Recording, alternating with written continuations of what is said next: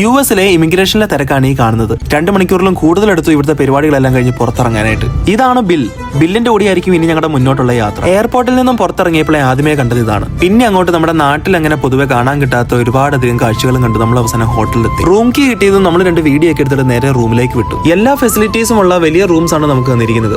നമ്മൾ ഒറ്റയ്ക്കാണെങ്കിലും 2 കട്ടിലൊക്കെ ഇവിടെ കൊടുത്തിട്ടുണ്ട്. ഇപ്പൊ തന്നെ നേരം ഒരുപാട് വൈകിയത് കൊണ്ട് വേഗം ഒരു കുളിയൊക്കെ പാസ്സാക്കിയിട്ട് നേരെ റെസ്റ്റോറന്റിലോട്ട് പോയി. നല്ല വിശപ്പുണ്ടായിരുന്നോണ്ട് കിട്ടിയതൊക്കെ വേഗം കഴിച്ച് റൂമിൽ വന്ന് അങ്ങനെ അങ്ങ് കയറി കിടന്നു. വീണ്ടും പ്രഭാതമായി, വിശപ്പ് വന്നു. അങ്ങനെ നമ്മൾ ഫുഡിംഗ് പരിപാടികളെല്ലാം കഴിഞ്ഞ് പൂളിൽ ചാടാനുള്ള പ്ലാനിലായിരുന്നു. പൊതുവേ കണ്ടുവരാറുള്ള പോലെ ഒരുപാട് ക്ലോറിനൊന്നും നിറച്ചിട്ടുള്ള വെള്ളമല്ലായിരുന്നു ഈ പൂളിൽ.